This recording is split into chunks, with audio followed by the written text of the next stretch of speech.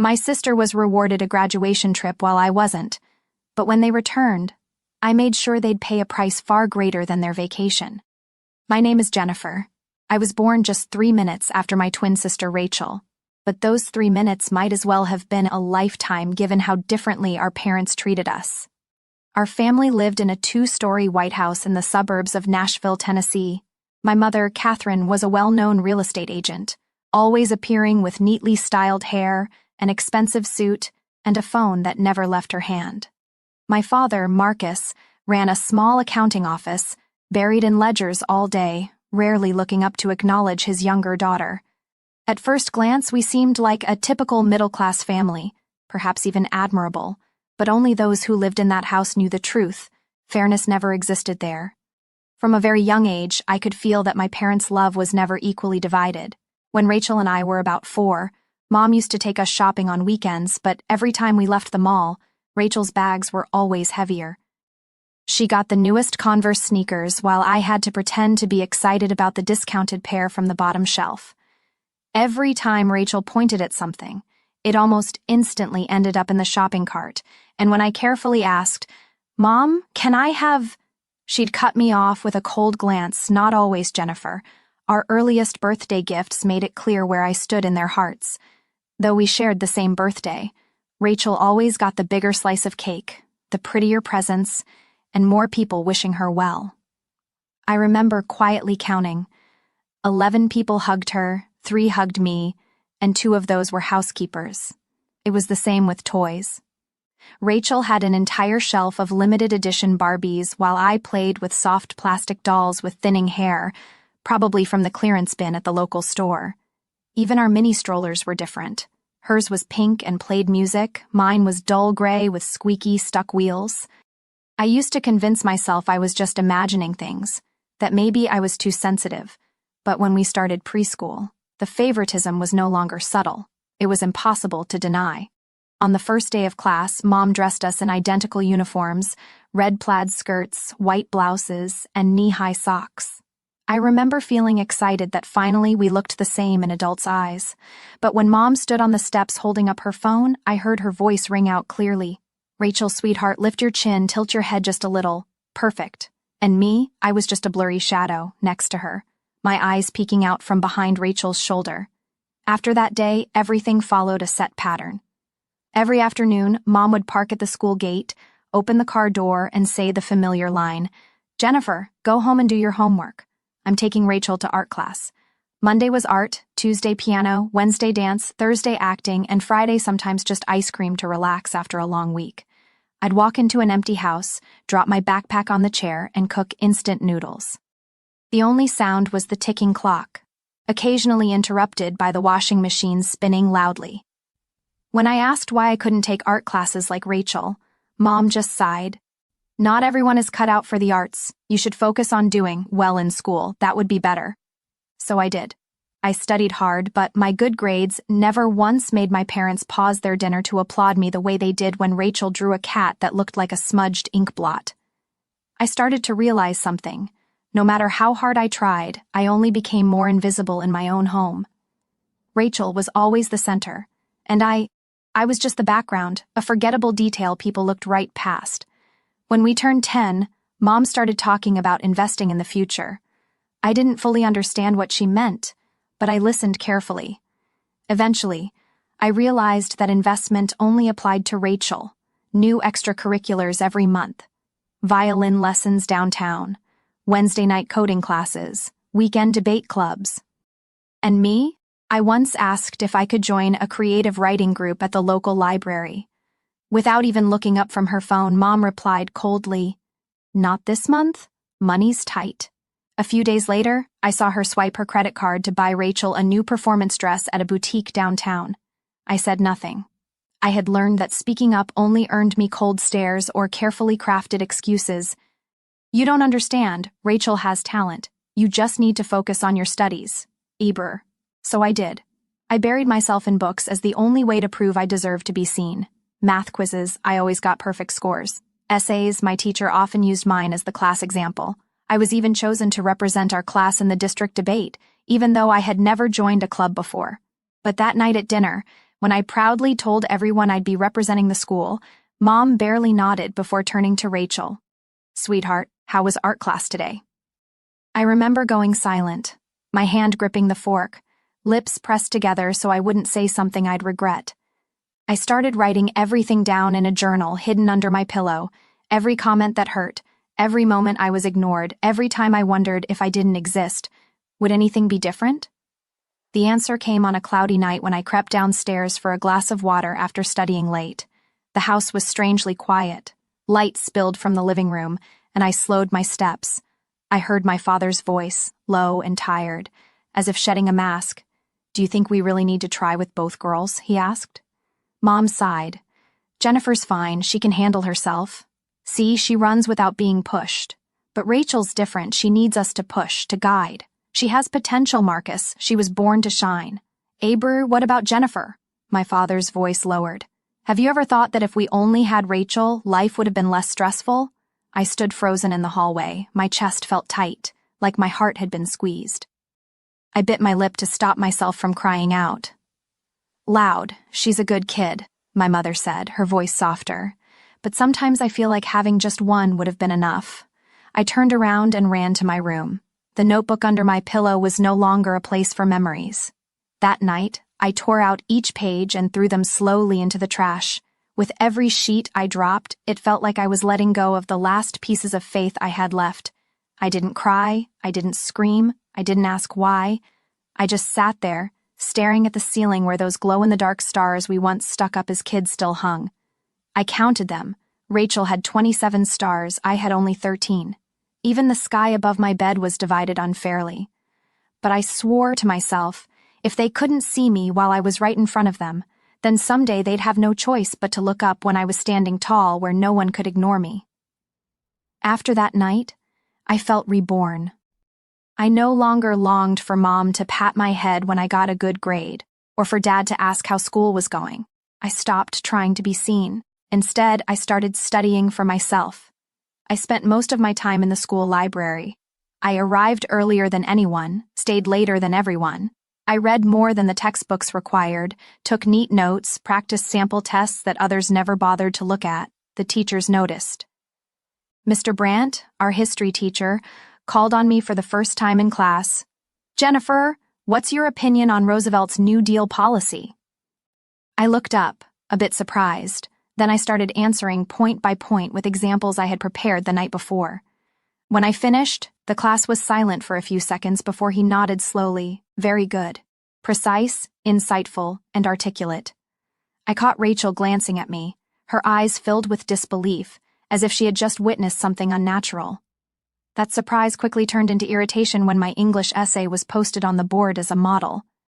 Rachel mumbled to her friend next to her. "The teachers are clearly biased. They probably feel sorry for her. That's why they're praising her." Ibrahim, more and more teachers began to trust me. Miss Lane asked me to lead our end-of-term discussion group. Mr. Reynolds nominated me for the state academic competition team. Rachel reacted more strongly each time. She tapped her pen angrily on her desk whenever I was praised or deliberately voiced opposing opinions during debates, even if they barely made sense. And one day, I walked into class and noticed Rachel wasn't at her seat. The room felt different, students were whispering. The principal had just left. Miss Lane waved me into the hallway. "Jennifer, there's something you should know," she said gently, still composed. "Your mother came to the school, she's in the principal's office." Rachel told her that teachers were intentionally favoring you to make her feel small. Aber. I stood still. I wasn't surprised Rachel said that, but I hadn't expected Mom to actually show up at school. I walked quietly past the office and peeked through the glass. There was Catherine Harper in a plum-colored business dress, arms crossed, pointing at some documents. The principal was trying to explain, "Rachel is an outstanding student, but Jennifer, all she does is bury herself in books. She's not a leader, she's not creative. Pushing her like this is only hurting my daughter." The principal stayed calm, "Mrs. Harper, we have clear academic records. Jennifer ranks highest in 4 core subjects. All her teachers unanimously agree." I heard my mother say, "Grades aren't everything. Your teachers are clearly biased. Aber key." A few minutes later, she left the office. I ducked into the side hallway before she could see me, but inside, something had gone cold. That night, I heard her footsteps as she returned home. Rachel's door opened, then closed again. I couldn't hear the conversation, but I heard their soft laughter, the kind I'd never once heard directed at me. The next morning, when I arrived at school, a small envelope was on the teacher's desk. I didn't need to open it to know what it said, but Mr. Brandt spoke before I could react. "Jennifer, don't let outside noise get to you. You deserve every bit of recognition you're receiving." I nodded, keeping my voice steady. "I know, and I won't stop." I returned to my desk, opened my notebook. On the first page, I had written a line I reminded myself of every day. "They may not choose me, but I will choose myself." From that moment on, I didn't just study to escape the darkness, I studied to become the light. When I turned 16, I decided to get a part-time job at a bakery 3 blocks from home. It was a small shop called Sugar Bloom with cream-colored walls and the scent of butter cookies always hanging in the air. The owner, Martha, was in her 40s, usually tied her hair with a silk scarf, and always wore a warm smile. I didn't tell Mom, I knew she wouldn't approve. To her, getting a job at this age meant you have no direction. But to me, it meant a little bit of freedom, in a world where I was rarely allowed to choose. That evening, wearing my pale pink apron and hair tied up neatly, I walked out the door. Rachel glanced up from her phone and smirked. "Going to be a waitress? Cool, just try not to drop cake on someone's dress." I didn't answer, but inside, I knew I had just taken my first step out of the shadow they kept forcing me into. After a few weeks, I managed to save my first small paycheck. It wasn't much, but enough for me to buy the books I loved without second thoughts. One evening, while looking for modern social change in America in Mom's office bookshelf, I accidentally knocked over a stack of old folders. While cleaning up, I found a worn light brown notebook. The first page had a handwritten note: "Emergency contacts do not use." I flipped through a few pages and stopped at an entry labeled Clara and Henry Whitmore. No contact, number blocked. Below it was a handwritten address in the southern part of the city I'd never heard of before. Clara Whitmore, I whispered the name to myself all night. The surname matched Mom's maiden name. Henry, maybe my grandfather, but why had I never heard of them? The next day, while Mom and Rachel were off at their weekend spa appointment, I took bus 14 to the address in the notebook. It led me to a small sky-blue wooden house with a short white fence and a front yard full of blooming yellow daisies. The house was modest, simple, but full of life. I hesitated a few seconds before knocking. A petite woman with silver hair opened the door. She stared at me, her expression shifted from surprise to confusion. "Who are you?" she asked softly. I swallowed hard, my heart pounding. "I'm Jennifer Harper. I think you might be my grandmother." She raised her hand to her mouth and stepped back slightly, as if she was seeing a ghost from her past. Behind her, a man with snow-white hair and thick glasses appeared, holding a cup of tea. When he saw me, he almost dropped it. "Clara, look closely. It's her. It's our granddaughter." None of us said a word for several minutes, then Grandma Clara pulled me into the house, wrapping me in a hug so tight it felt like she was afraid I might disappear. That little house was like a whole different world compared to the cold one I grew up in. The walls were covered with hand-drawn pictures and old photographs. The scent of apple pie lingered in the air.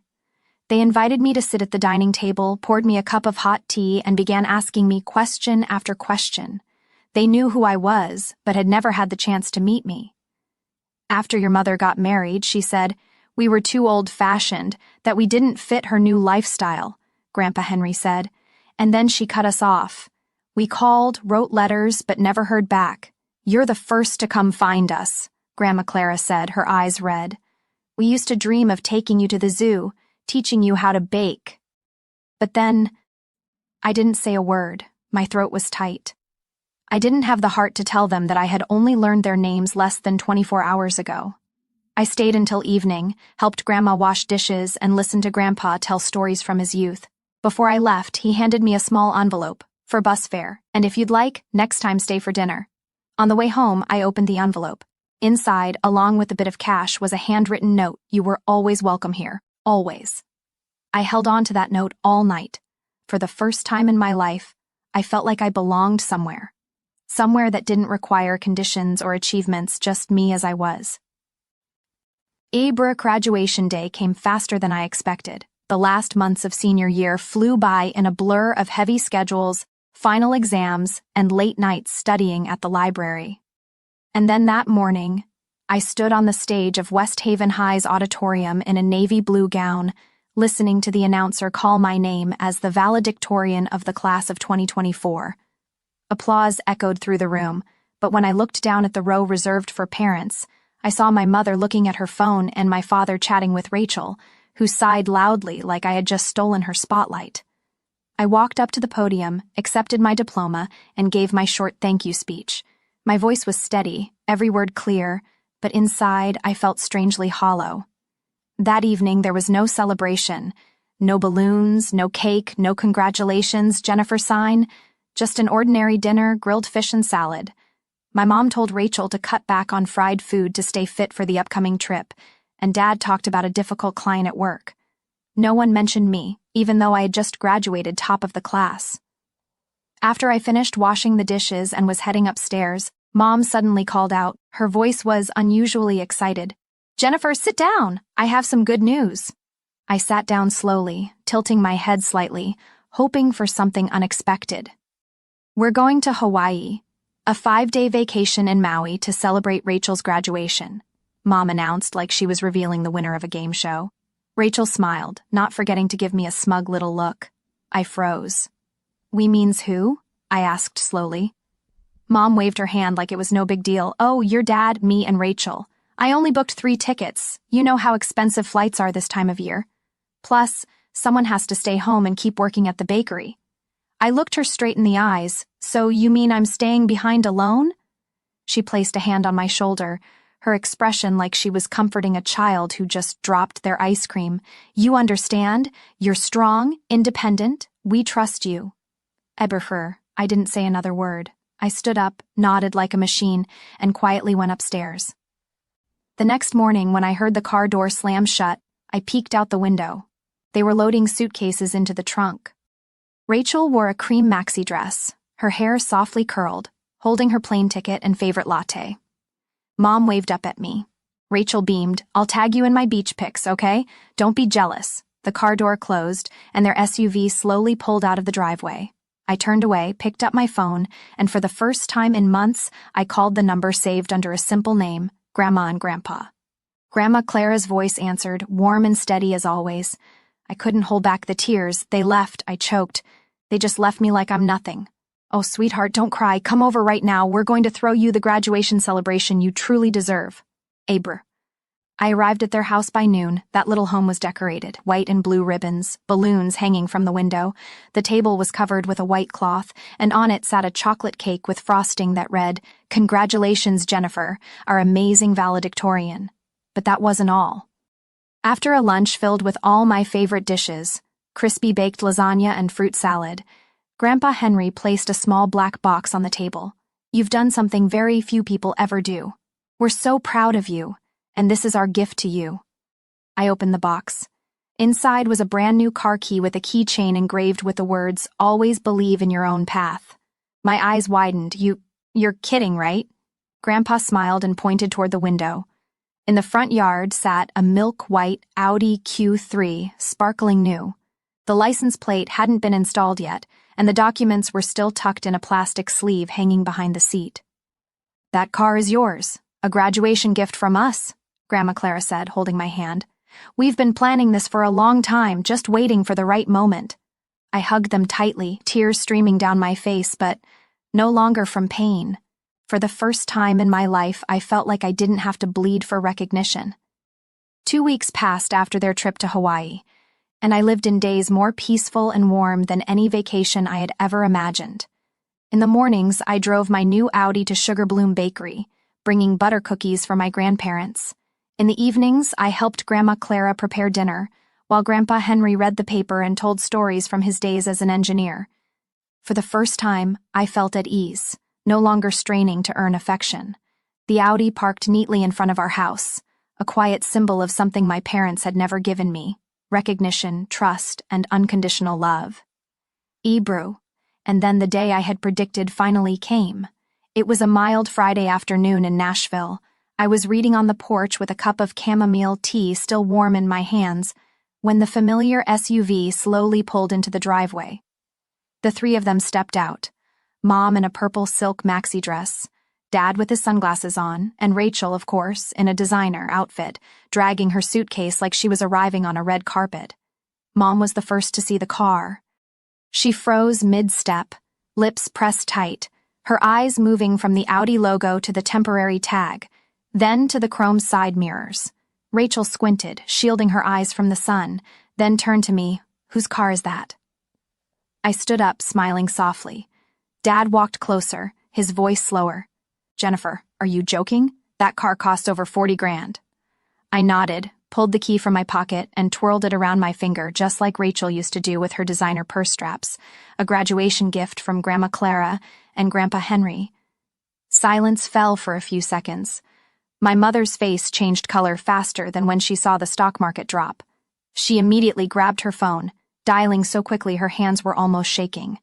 Dad stood frozen, and Rachel let out a short laugh, half mocking, half unsure. The call connected. "Clara, it's Catherine. I need an explanation. You bought Jennifer a car? Do you even realize what this implies?" I could hear Grandma Clara's voice clearly over speaker, warm, calm, unfazed. "Hello, dear. Did you enjoy your Hawaii vacation? That has nothing to do with this. How could you even afford that? All this time we've kept quiet because we don't need to show off." "Catherine," she cut in gently but firmly, "after you cut us off, we invested in a few tech ventures. Now we live comfortably and have chosen to use the rest to support someone who truly values family." Mom gripped the phone tighter. "Jennifer is my granddaughter, but so is Rachel. If there's a gift, it should be fair. She needs a car too. She's getting ready for college." I almost laughed. She just got back from Hawaii, tan and covered in Instagram check-ins, and now she wanted fairness? Then Grandpa Henry's voice came in, deep and steady. "Catherine, fairness is a good thing, but you seem to have forgotten that fairness must come with love. Jennifer has never been treated like a daughter by you. Now we've chosen her as our heir. All our assets, savings, and property will be in her name." Rachel's eyes widened, and my father murmured, "Catherine, you haven't spoken to them in years. How could you know they even had that kind of wealth?" Mom stood frozen, the phone still to her ear, but nothing more was said. The line had gone dead. Her eyes darkened, and she turned to me. "Jennifer, you need to think carefully. You know Rachel needs the car for school. You're just working at a bakery. You don't need something this fancy." I stepped closer, popped open the trunk. The suitcases I had packed 2 days earlier sat neatly inside. I pulled out an envelope and handed it to her. Inside is a copy of my acceptance letter from Columbia University. I received a full scholarship, tuition, housing, living expenses, all covered. And no, I won't be working at the bakery forever, but at least I'll never have to trade my dignity for affection. Rachel wasn't smiling anymore. Dad said nothing, just looked at me like he had lost something he never realized was important. I had just opened the car door when Mom stepped in front of it, arms crossed, eyes sharp, like she was about to deliver a lecture. "Jennifer, you can't keep that car," she said coldly, her patience clearly gone. "Rachel is the one who needs it for school. She just got into State University and you aren't. You just working at a bakery." I looked up at her, gripping the wheel so tightly my knuckles turned white. "I don't work at the bakery anymore, and I'm not staying here." Dad finally spoke, his voice low and pressuring. "Jennifer, you need to be realistic. Rachel has a college plan, a social network, a future. She needs the car to build that. And you, what do you have?" I reached into my bag, pulled out a neatly clipped folder, and handed it to him, an acceptance letter from Columbia with a full scholarship, covers tuition, housing, and living expenses. They both stood speechless for a few seconds. Rachel stopped typing on her phone, turning to me as if she couldn't believe what she had just heard. "Columbia?" my mom repeated, her voice suddenly quieter. "You mean New York?" I nodded. "Yes. I'll be studying law and social policy. Classes start in 3 weeks." "But why didn't you say anything?" Dad asked. For the first time in my life, I saw genuine confusion in his eyes. I shrugged because I already knew what you'd say. "We can't afford it. It's not necessary. Save it for Rachel." I looked up, locking eyes with Mom. But my grandparents believed in me. They thought I was worth it. Rachel stepped forward, arms crossed, scoffing. What about the car? You're seriously taking that to New York where you're going to park it right outside your dorm? Trying to make a scene? I turned back, opened the trunk, revealing 2 large suitcases, a tote bag, and a neatly wrapped laptop. I had been ready long before they returned. Don't worry, I said, closing the trunk. You won't have to see it because I won't be coming back. Mom stood speechless, then suddenly changed her tone. Jennifer, listen to me. Don't overreact. I just want what's best for both of you. Every family plays favorites sometimes, but that doesn't mean we don't love you. I shook my head, lips pressed tightly. Love can't be one-sided. I can't keep living with that kind of a little bit anymore. My dad stepped forward, placing his hand on the car door. If you drive that car away, you'll be on your own. No one here will help you anymore. I looked at him, really looked, and for the first time I saw the conditions behind everything they'd ever called help, and I knew I was ready to let it go. I'll take responsibility for my own life, one step at a time. I closed the door and started the engine. Rachel stood with her hands on her hips, trying to smirk, but her eyes betrayed her. My mom turned away, staring at the concrete driveway like she was searching for a comeback she couldn't find. My dad still stood there, his hand now off the car but not stepping back. Jennifer, he said, his voice for once without command. If you ever feel overwhelmed, you can... I'll be okay. I cut him off with a small nod, and this time I don't need anyone to confirm that. I pressed the gas. The Audi rolled slowly away from the familiar driveway. In the rearview mirror, I saw them, those 3 figures still standing there, growing smaller in the distance. The road ahead didn't promise to be easy, but it was mine, not handed to me, not paved by anyone else. Each step forward was a step of true freedom. A Bury. I left Nashville on a late summer morning, the sky unusually clear. The Audi glided along the interstate, and ahead of me opened a brand new chapter. New York City, Columbia University, youthful dreams, and a completely new life waiting to unfold. My grandparents insisted on driving behind me in Grandpa Henry's old sedan.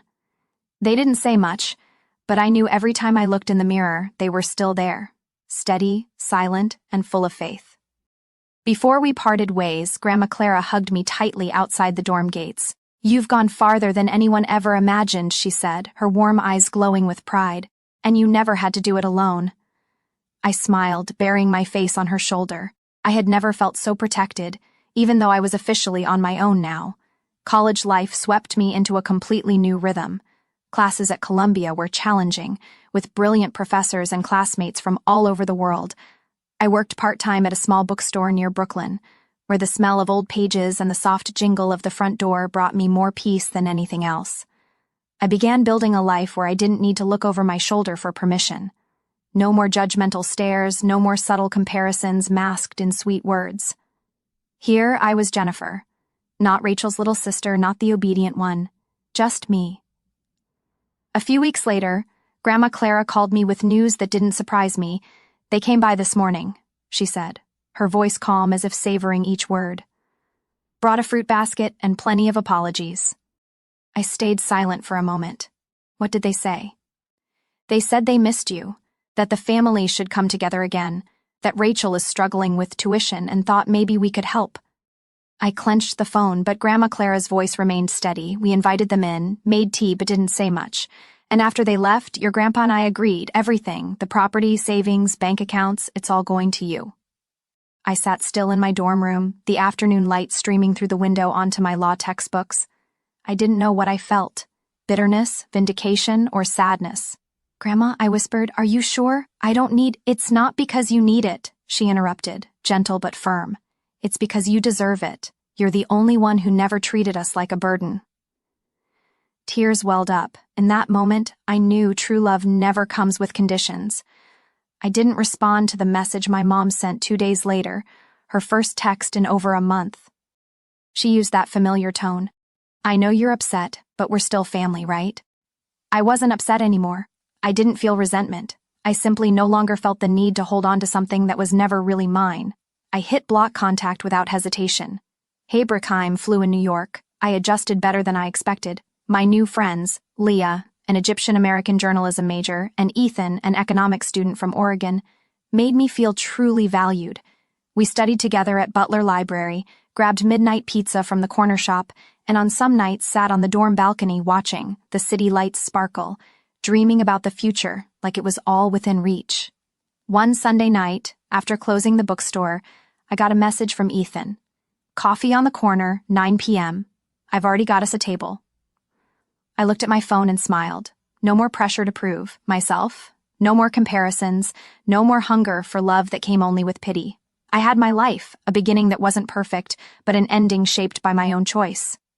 I chose myself, chose peace, and chose to move forward without looking back. From my own story, I've realized that not every wound needs healing through forgiveness. Sometimes what we really need is to let go. I once tried so hard to be acknowledged, but I found my worth only when I stopped seeking validation from those who never truly valued me. Family isn't just where we come from, it's where we're loved without conditions. And true happiness begins the moment we find the courage to choose ourselves.